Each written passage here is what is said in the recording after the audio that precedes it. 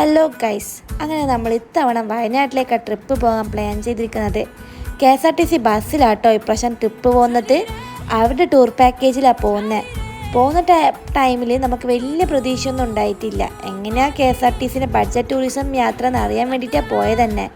അപ്പോൾ നമുക്ക് ഈ വിശേഷങ്ങളും കാഴ്ചകളൊക്കെ കണ്ടാലോ.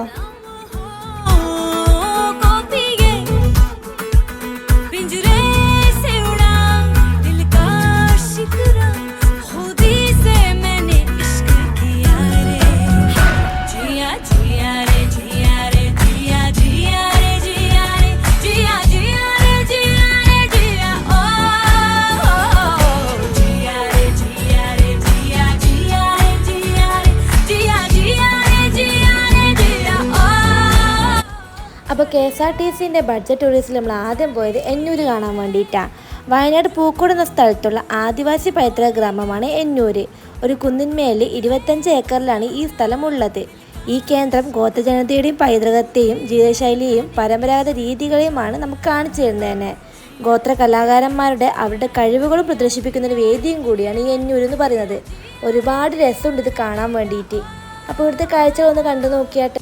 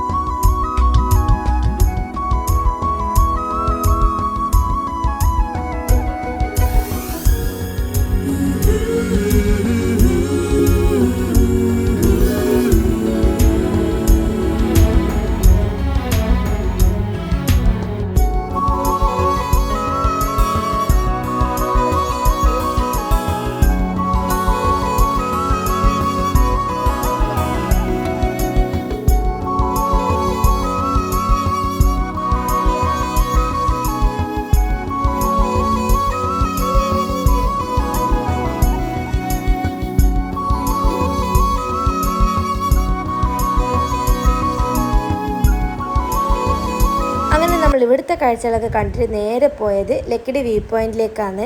ഇവിടെ പോകുന്ന വഴിക്ക് ഒരുപാട് കുരങ്ങന്മാരുണ്ടായിരുന്നു. കുരങ്ങന്മാരൊക്കെ കുറച്ച് ടെററാണ്, ഉപദ്രവിക്കാനൊക്കെ നോക്കുന്നുണ്ട് കുട്ടികളൊക്കെ. അപ്പോൾ ഇവിടുത്തെ കാഴ്ചകളെ പറ്റി പറയുകയാണെങ്കിൽ താമരശ്ശേരി ചുരം നല്ല വ്യക്തമായിട്ട് ഭംഗിയായിട്ട് കാണാം. അവിടുത്തെ താഴെയുള്ള കാഴ്ചകളാണ് തന്നെ നല്ല ഭംഗിയുണ്ട്, രസമുണ്ട്. ഉച്ച സമയത്താണെങ്കിൽ നല്ലൊരു തണുത്ത കാറ്റ് അവിടെ ഉള്ളത്. വെയിലുണ്ട് തന്നെ തോന്നൂല, നല്ല തണുത്ത കാറ്റുള്ളതുകൊണ്ട്.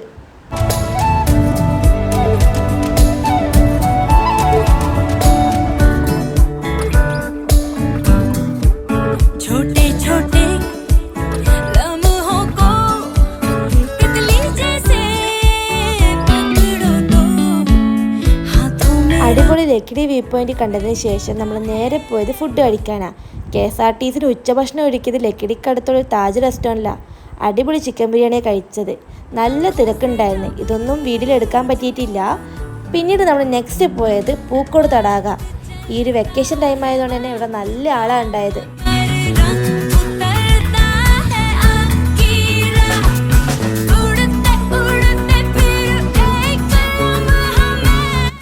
പൂക്കോട് തടാകത്തൂടെ ഇങ്ങനെ നടക്കുന്ന സമയത്താണ് ഒരുപാട് കുട്ടി കുരങ്ങന്മാരെ കണ്ടത്. ഇവിടുത്തെ കുട്ടി കുരങ്ങന്മാരെ കാഴ്ചകൾ കാണാൻ നല്ല രസമാണ്. അവരുടെ കളികളും അവരുടെ ഒരുമാതിരി കുസൃതികളൊക്കെ കാണുമ്പോൾ നല്ല രസം തോന്നുന്നുണ്ട്. അപ്പോൾ ഇവിടുത്തെ ചുറ്റും നടന്ന് കാണുമ്പോൾ തന്നെ ഒരുപാട് നല്ല കാഴ്ചകളാണ്, നല്ല പ്രകൃതി ഭംഗി കൂടി ഇവിടെ.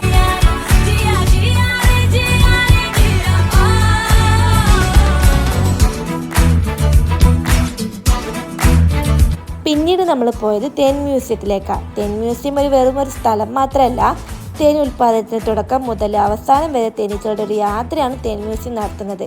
തേന് കൊണ്ടുള്ള ഗുണങ്ങളെപ്പറ്റിയും അതിനെ കൊണ്ടുള്ള പല ഉൽപ്പന്നങ്ങളെക്കുറിച്ചും ഇവിടെ പരിചയപ്പെടുത്തുന്നുണ്ട്. അത് നമുക്ക് ഇവിടുത്തെ സ്റ്റോറിൽ നിന്ന് വാങ്ങിക്കാനും പറ്റും.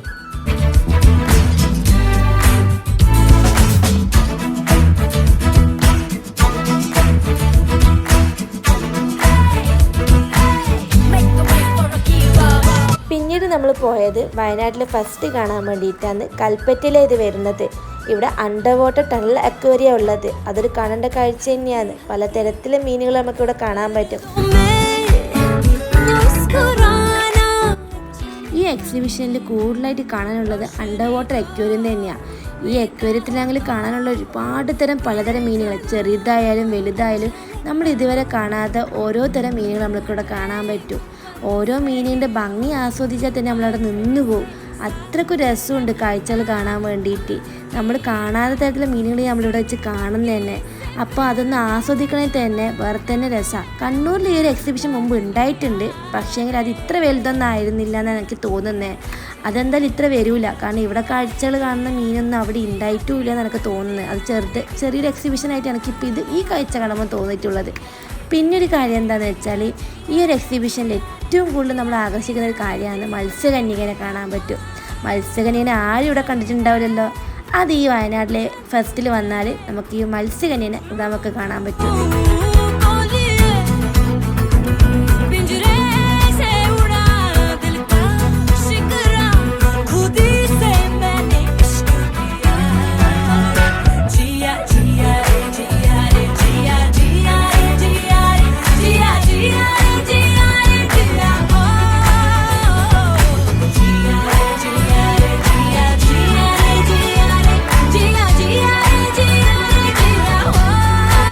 ഗൈസ്, ഞാൻ പറഞ്ഞ മത്സ്യകന്യകയില്ലേ, അതാണ് ഇത്. നോക്കിയായിട്ട് നിങ്ങൾ എന്ത് രസമല്ലേ കാണാൻ വേണ്ടിയിട്ട്. ശരിക്കും പറഞ്ഞാൽ മത്സ്യകന്യകയൊന്നും കാണാൻ പറ്റുമെന്ന് തന്നെ വിചാരിച്ചിട്ടില്ല. ഇങ്ങനെയെങ്കിലും മത്സ്യകന്യക കാണാൻ പറ്റിയല്ലോ. അങ്ങനെ നമ്മൾ വയനാട്ടിലെ കാഴ്ചകളൊക്കെ കണ്ടിട്ട് മടങ്ങുകയാണ് ഗൈസ്. പറയാതിരിക്കാൻ വയ്യ, KSRTCയിലെ യാത്ര ഭയങ്കര അടിപൊളിയായിരുന്നു. കാരണം കണ്ണൂരിൽ നിന്ന് KSRTCയിൽ കയറുന്ന സമയത്ത് നമുക്ക് ഒരാളെ പോലും പരിചയം ഉണ്ടായിട്ടില്ല.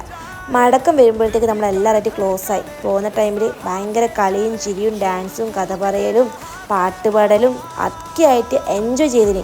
അതിലെടുത്ത് പറയേണ്ടതാണ് നമ്മുടെ കണ്ടക്ടറും ഡ്രൈവറും. അവർ നമ്മൾ അത്രയും ഫാമിലിനെ പോലെ കണ്ടിട്ട് കെയർ ചെയ്തിട്ട് നമ്മൾ അത്രയും ക്ലോസ് ആക്കിയതുകൊണ്ടാണ് ഈ ഒരു യാത്ര ഇത്ര ഭംഗിയായിട്ട് വന്നത്. അപ്പോൾ എന്ന് വെച്ചാൽ ഇനി നമ്മളിതൊരു പരീക്ഷണ ഓട്ടമായിട്ടാണ് നമ്മൾ ഈ യാത്ര തുടങ്ങിയതെങ്കിലും നെക്സ്റ്റ് ട്രിപ്പ് വരെ പ്ലാൻ ചെയ്തുകൊണ്ടാണ് ഇറങ്ങിയത്.